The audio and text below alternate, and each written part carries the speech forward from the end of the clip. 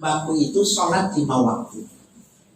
Jadi ini makna di yurfa'u diangkat, bukan maknanya dinaikkan. Maksudnya mau diberi nilai. Kalau ibadah kita itu haji, ya, puasa, zakat, sholat, sodako, semua kebaikan-kebaikan kita itu, maka yang pertama dinilai itu sholatnya. Kalau sholatnya bagus, yang lainnya diperiksa. Kalau sholatnya jelek, yang lainnya nggak diperiksa, dibuang. Ya, jadi yang pertama kali diwajibkan dan yang pertama kali diperiksa itu adalah sholat 5 waktu. Jadi mesti kita pikirin ya. Nah, saya mau tanya nih, bapak ibu jawabnya yang benar nih, jujur. Sholat kita nih, sholat 5 waktu kita ini udah bagus belum? Nah, bagaimana supaya bagus? Ya, bagaimana? Saya yakin kita kalau meninggal sekarang nih, kemudian diukurnya dari sholat kita, jangan-jangan enggak selamat kita.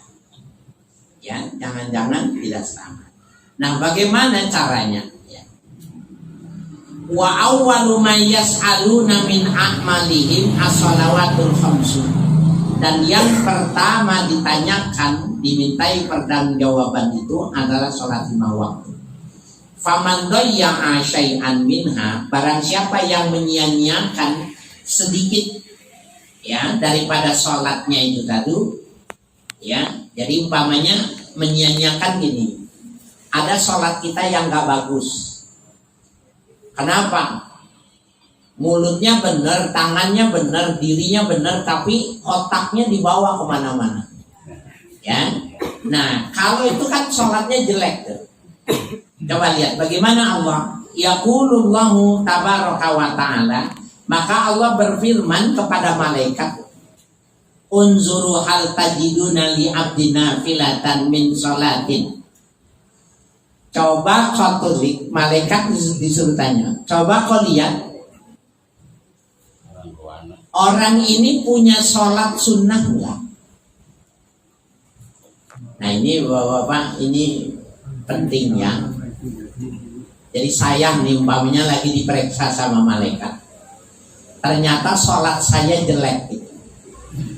Sholat saya tidak semestinya. Maka sebelum dihitung Allah bilang, malaikat, ada yang tahu gak hari sholat sunnah? Dicari dong, qobliyahnya ada nggak, ba'diyahnya ada nggak? Itu kenapa pentingnya qobliyah ba'diyah.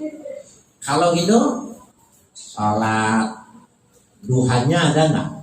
Sholat malamnya ada nggak? Nah, kalau kita besok Ramadan, tarawehnya dikerjain nggak? Nah, kalau dia masih mendapatinya ada sholat-sholat sunnah itu tadi, tutimmu nabiha, kau tambal, kau sempurnakan dengan ibadah-ibadah sunnah tadi. Jadi ibaratnya nih, ibaratnya baju. Sholat saya ibarat baju itu masih bolong-bolong, tidak ada kantongnya, bawahnya belum terjahit, ada yang terbakar. Malaikat suruh tanya, ada ibadah sunnahnya enggak? Kalau ada ibadah sunnah, suruh tambal. Ya, disuruh tambal sholat wajibnya yang belum bagus itu dengan ibadah sunnah. Nah, jadi Bapak Ibu sekalian, Ramadan itu bagian mengumpulkan aset ibadah-ibadah sunnah. Makanya jangan cuma ibadah taraweh saja yang dilakukan, tetapi harus dilakukan juga tambahan. Jadi kalau ibu-ibu pagi kan enggak masak ya, tambah sholat duha, ya, kemudian tambah sholat toba, begitu juga menjelang sahur ya, sudah selesai masak, kemudian tambah sholat sebelum datang sholat subuh. Nah itu nanti kalau ibarat baju ada yang bolong, ibadah sunnah itu buat nambel. Ya. Jadi kata Allah, orang ini sholatnya bagus nggak? Kata malaikat jelek. Punya ibadah sunnah nggak? Ya. Akotabel tuh ibadah itu dengan ibadah sunnah. Ya, jadi tutimu biha mana usominal faridah. Sempurnakan dengan ibadah sunnah itu yang kurang dan sholat wajib. Ya, jadi Bapak Ibu jangan sholat wajib saja, karena belum tentu bagus ibadah kita. Saya nggak tahu nih di masjid kita ini, masjid apa namanya? Al-Barkah ini, ibu-ibu ikut sholat berjamaah nggak sih kalau harian? Enggak ya? Oh, ini yang ngomong bapak-bapak nih, saya nggak tahu ya. Iya. Padahal bapak-bapak, ibu-ibu, ya boleh ya. Ibu-ibu sholat berjamaah di masjid, tetapi pengurusnya itu membuatkan sekat, ya, pemisah laki dengan perempuan. Kenapa? Karena kalau ibadah berjamaah, ibadah kita aman. Bapak jangan sholat di rumah, sholatnya di masjid, sholat berjamaah. Kalau sholatnya petot, sholat berjamaah jadi bagus. Tahu petot? Apa bahasa Indonesianya petot yang bagus? Apa petot? Penyok. Kalau ibadah kita ibarat buah itu busuk, ya, maka kita ketolong kalau sholatnya berjamaah. Saya sering mempumpamakan, kalau beli, ya, mau kawinan beli jeruk, ya, beli mangga, beli buah-buahan, satu keranjang besar itu ditimbang, dibayar. Padahal di dalamnya ada yang busuk nggak? Ada yang petot nggak? Ada yang muda nggak? Ada yang asam nggak? Semuanya dinilai, semuanya ada harganya karena ditimbangnya bersama-sama. Nah, ibadah berjamaah itu seperti itu. Kalau sholat saya belum bagus, udah sholat jamaah aja. Yang kedua, selesai kerjain yang sunnah, qobliyah, ba'diyah, jadi datang duluan. Ibarat baju ada tempat nambel. Ya. Wanzuru fi siyami abdi syahra Ramadan. Habis diperiksa tuh salatnya, kemudian Allah bilang, coba kau lihat puasa hambaku ini di bulan Ramadannya full apa enggak? Ada yang kosong enggak? Saya mau tanya sama ibu-ibu. Ibu-ibu kan wajib puasa Ramadan itu sejak umur 14 tahun, 15 tahun. Dulu-dulu itu ada yang ketinggalan enggak? Nah, nanti ditanya itu, Allah tanya sama malaikat, unzuru fi siyami abdi syahri Ramadan. Coba kau lihat ini hambaku ini, puasa Ramadannya full enggak? Nih bapak-bapak nih, dulu yang tinggal di kota maupun yang di daerah, wah dulu zaman remaja mah bejujag. Ini carane wong Jawa ki bejujag. Apa le ngarani wong kene? Apa aja dikerjain gitu ya.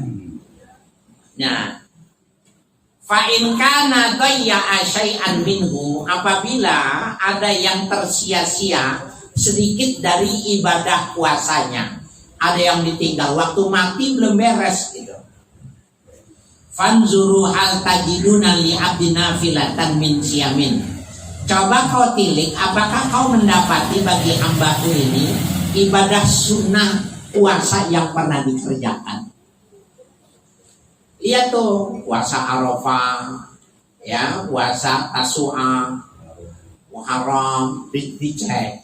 Puasa Senin Kamis, ya, puasa Yaumul Bid, diperiksa.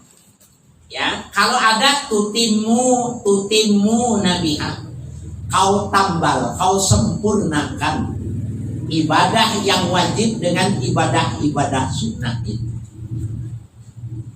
Mana kusamin siami, ya, yang kurang dari puasa Ramadannya. Nah, jadi Bapak Ibu sekalian, yang diberi umur sampai bulan suci Ramadan, itu Ramadan itu kelipatannya beda. Jadi Ramadan itu walaupun tidak secara tegas, tapi Allah mengatakan gini, ya, man da'a bil hasanatin falahu asyru amsalihah. Barang siapa yang menghadirkan, melakukan satu perbuatan yang baik, 10 balasannya. Ya, ila sab'ati mi'ati di'fin, sampai dengan 700 orang dibalasnya 10 kali lipat sampai 700 lipat. Illa siyam, kecuali puasa, kata Nabi. Jadi Allah menyampaikan dalam hadis kutsinya yang disampaikan oleh Nabi, kecuali puasa. Jadi puasa lipatannya sampai berapa? Nggak ada hitungannya. Malaikat nggak mampu menghitungnya. Nah, Bapak Ibu sekalian, nanti itu di depan Ramadan itu besar, itu agung, itu luar biasa. Jangan puasa doang, jangan taraweh doang. Ayo tambah dengan baca Quran, banyakin tasbih, niat dari sekarang. Nah, semuanya itu bisa menambah kewajiban-kewajiban kita yang belum sempurna.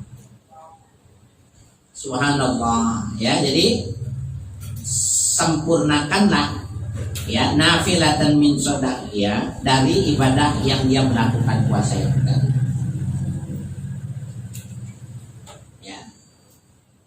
Kemudian fa'in kana tayya'a syai'an minha fanzuru fi zakati abdi, coba kau lihat zakat hambaku ini.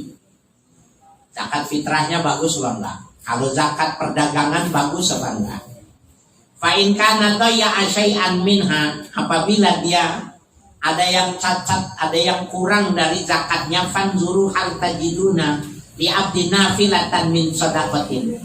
Apakah kau mendapati hambaku ini punya sedekah sunnah? Nah, bapak-bapak yang ibu-ibu suka sedekah setiap hari itu, ya, sama tukang minta-minta. Tukang minta-minta itu kan lucu, ya. Ya, 2 hari sekali udah tahu jalurnya dia. Ya. Balik lagi. Nah, kalau hal tajiduna li abdi nafilatan min shadaqatin, apakah kau masih mendapatinya pada hambaku ini ibadah sunnah dari sedekah? Tutimmunaha biha ma naqusa min zakat. Kau sempurnakan, kau tambal zakatnya itu dengan sedekah sunnah. Ya. Nah, jadi menjadi, ya, sempurna dari lantaran Allah memberikannya itu tadi. Fayu khazuzalika ala faraidillah, maka diambillah yang demikian itu untuk menyempurnakan kewajiban-kewajiban yang Allah sudah wajibkan. Wa dzalika bi rahmatillahi wa adli, yang demikian itu berdasarkan kasih sayang Allah dan keadilan dari Allah. Fa'in wajada fadlan, apabila dia mendapatinya masih lebih, masih ada keutamaan, wadu'a fi mizanihi, maka kelebihan amalnya itu dari yang wajib-wajib itu, yang sunnah setelah buat nambal-nambal yang wajib, maka ditimbang yang ibadah-ibadah sunnah itu. Wakila lahu, dan dikatakan kepada orang itu, udkhulil jannata masruran, masuklah kau ke dalam surga dengan berbahagia. Masrur, ya, senang. Jadi kita mau masuk Ramadan nih, bapak-bapak sekalian, penting, ya, jadikan itu ladang, ya, untuk kita menambah ibadah-ibadah sunnah. Saya ulangi lagi, jangan puasa doang, usahakan, ya, kita sholat tarawih. Jangan tarawih doang, usahakan malam walaupun cuma 2 rakaat. Habis masak sebelum subuh, bapak-bapak sudah sahur. Kalau yang biasa udut-udut, setelah itu langsung ke masjid, walaupun cuma 2 rakaat. Pagi mau berangkat kerja, sholat duha dulu. Ya, terus lakukan ya ibadah itu. Dan jangan lupa bawa Quran kecil. Atau sekarang kita bawa HP, di mana aja kita baca Quran. Selesai langsung potong, cek. Nanti kapan waktu di mana masjid kita terus menghafal. Ya. Fa'ilam yujad lahu syai'un min dzalika. Apabila tidak didapati dari ibadah-ibadah sunnah. Jadi yang wajibnya bolong-bolong ibarat baju. Ibadah sunnahnya nggak ada. Yang buat nambelnya nggak ada. Bagaimana? Umirat bihi zabaniyah tuh. Maka diperintahkan kepada malaikat zabaniyah. Takhuzu biyadihi wa rijlaihi. Ya, untuk menarik kedua tangan dan kedua kakinya. Summa yughzabu bihi finnar. Kemudian dilemparkan oleh malaikat zabaniyah itu ke dalam neraka. Kalau nggak ada ibadah sunnah, ya, jadi ini kesempatan dari sekarang. Jaga kesehatan, jangan begadang, jangan sampai sakit, ya, pelihara supaya masuk Ramadan benar-benar kita bisa melaksanakannya dengan baik. Nah, Bapak Ibu sekalian, untuk bacaannya kita kasih batas di sini, ya. Insya Allah nanti kita di bulan Syawal kalau panjang umur, amin. Ya, ngaji lagi, ya, Bapak Ibu sekalian. Dan sebelum saya menutupnya, saya ingin menyampaikan sedikit hal tentang tawakuf ini, Bapak. Sini Ustaz.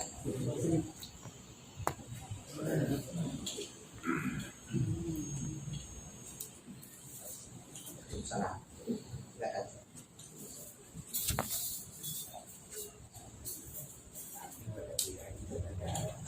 Saya ingin menyampaikan bahwa bisa jadi selama ini ada perkataan saya yang tidak tepat, perkataan saya yang menyinggung perasaan, ya, menyakitkan. Saya minta maaf yang sebesar-besarnya.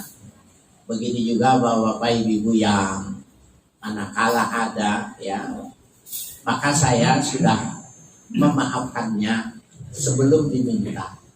Sehingga kita pulang dari rumah ini, rumah Pak Haji Rasman ini, kita tidak ada lagi dosa di antara kita, sehingga masuk bulan Ramadan benar-benar lahir batin. Bapak Ibu sekalian yang berbahagia, saya lama di Jawa Timur, di Jombang, dan saya lama juga di Yogyakarta, di Solo, di Yogyakarta, karena memang dulu saya kuliah itu di sana.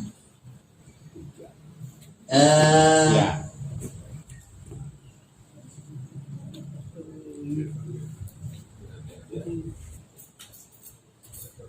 Ustaz GG ada. Lagi tapi nggak ada dia, sepi. Saya lama di Jawa. Kalau mau masuk bulan Ramadan itu, orang-orang di desa itu keramas. Keramasnya itu pakai merang dibakar. Ya, Pade, niku merang nih, jauhnya niku nopo Pade. Ada mau Ramadan mandi bakar merang itu nopo nih jauh nih. Merang itu anu orang lengarane game merang. Oh, keramas dan jerami dibakar. Ada yang mandi 7 sumur. Air dikumpulin kemudian mandi di daerah Wonogiri, ya. Sebenarnya mau pakai merang, mau pakai sampo, bukan itu yang jadi masalah. Tetapi ketika dia mau mandi itu maknanya dia mau membersihkan dirinya. Ya, dibasuh dengan sampo, badannya dengan sabun, ya, kemudian mulutnya dengan pasta gigi, semua dibersihkan itu. Kemudian dia ada pakaiannya yang bersih, parfumnya yang enak, maka secara fisik dia itu sudah siap masuk bulan suci Ramadan. Tapi bisa jadi waktu dia di masjid itu malaikat nggak mau dekat sama dia. Kenapa? Karena kalau dia bicara itu mulutnya keluar aroma yang busuk, bau, sehingga malaikat itu memberikan pahala, mencatatnya, rahmatnya itu dari jauh. Kenapa? Yang dibersihkan itu cuma ketiaknya, yang dibersihkan itu cuma tubuhnya, tapi batinnya, hatinya nggak dicuci. Nah, oleh karena itu Bapak Ibu sekalian, yang paling terpenting itu sebenarnya hatinya. Belah dada kita, keluarkan hati kita, lihat mana kesalahan-kesalahan yang ada dari kita, cuci pakai sabun yang bersih, sikat sampai ya rontok, baru masukkan lagi. Walaupun tarawehnya nggak mandi, walaupun tarawehnya bajunya jelek, itu kalau harus milih lebih bagus ya. Apalagi bisa dua-duanya bersih. Nah, salah satu membersihkan hati ini tadi nih. Saya minta maaf sama Bapak sama Ibu. Bapak mau memaafkan, saya mau memaafkan Bapak dan Ibu. Nanti saya pulang, saya minta maaf sama istri saya, sama anak saya. Karena bisa jadi yang salah Bapak, bisa jadi yang salah Ibu, bisa jadi yang salah anak, sama adik, sama kakak, minta maaf. Ya. Nah, orang dulu itu di Jakarta itu 1 minggu itu keliling dia ke rumah saudara-saudaranya, bawa makanan. Apain? Gak pantas kalau tidak buat tangan. Sebenarnya cuma mau minta maaf. Minta maaf, dipeluk, dicium, nangis, pulang. Jadi waktu dia masuk Ramadan, bagus. Bahkan orang Betawi dulu, tahun-tahun yang saya ngalami tahun 60-an, 70-an, dia itu di bulan Sya'ban seperti ini semua sudah diberikan pakaian. Dulu kan jahit lama atau beli pakaian, ya, yang jadi gitu. Nanti waktu Ramadan dia tidak mau ke pasar. Kenapa? Enggak mau. Dia pokoknya ibadah Ramadan benar-benar mau ibadah. Ya, kalau sekarang gantian taraweh sama mall itu kan. Awal masjid yang penuh, mall kosong. Akhir masjid kosong, mallnya yang penuh. Nah, Ibu jangan ikut-ikutan. Ya, orang sini enggak. Ya, enggak. Saya cerita tetangga saya. Cuma pindahan dari sini. Nah, Bapak Ibu sekalian yang berbahagia, ya, jadi itu penting ya. Minta maaf nih, minta maaf salah. Terutama yang memang sudah perang dingin, udah lama, udah 7 maulidan nggak pernah akur. Ya, ada nggak yang 7 maulidan nggak akur? Nah, yang mana orangnya? Jangan ya. Maka dengan kita ya dekat, kita minta maaf, pinter-pinter kita lah caranya supaya kita bisa minta maaf, mau diamprokin kayak mau gimana. Bahkan Ibu sekalian, kalau orang itu nggak bisa juga, nggak mau maafin juga, Ibu belikan sesuatu yang dia suka, ya, kirimin. Terus itu baru-baru Ibu belikan kerudung Rabbani gitu ya, harganya mahal. Dari siapa tuh? Dari si itu. Kamu sih tuh ngapain pada beli-beliin gitu. Tapi nanti malam dilihat juga warnanya. Ya, waktu anaknya suaminya tidur dicocokin juga. Lama-lama dia mau pakai, lama-lama ya. Jadi pintar-pintar kita. Dan itu yang diajarkan oleh Nabi, hadu tahabu, hendaklah kalian saling memberi hadiah, maka akan lahir kecintaan. Nah, jadi caranya begitu. Kalau kita minta maaf susah, kasih hadiah dulu. Lama-lama dulu hatinya, maka mudah. Saya kira ini Bapak-bapak, Ibu-ibu, insya Allah kita ketemu lagi nanti habis Lebaran. Dan sebelum kita berdoa nanti dipimpin oleh Ustaz Arfan ya, saya ingin menyampaikan Fatihah terlebih dahulu atas permintaan tuan rumah. Al-Fatihah bi anna Allah yataghashana birrahmah wa yataghashahu birrahmah khususan li arwahina ammah arwahil hadirin wal hadirat wa khususan ila almarhum Wang Sabrata bin Arsiwan wa ila almarhum Aswen binti Basar wa ila almarhum Suparjo bin Wang Sabrata wa ila almarhumah Siti Aisyah binti Niti Wisastra wa ila almarhum Suparno bin Sarti wa ila almarhumah Ruwisah binti Wang Sabrata wa ila almarhum Muhammad Tauhid bin Suparjo wa ila almarhum Santoso bin Mairan Hadi wa jami' amwatil hadirin wal hadirat wa ila hadratin Nabi al-Fatihah. A'udzu billahi minasyaitonir rajim. Bismillahirrahmanirrahim. Alhamdulillahi rabbil alamin. Ar-Rahmanir Rahim. Maliki yaumiddin. Iyyaka na'budu wa iyyaka nasta'in. Ihdinas siratal mustaqim. Siratal ladzina an'amta 'alaihim ghairil maghdubi 'alaihim waladdallin. Amin. Mudah-mudahan ada manfaat. Assalamualaikum warahmatullahi wabarakatuh.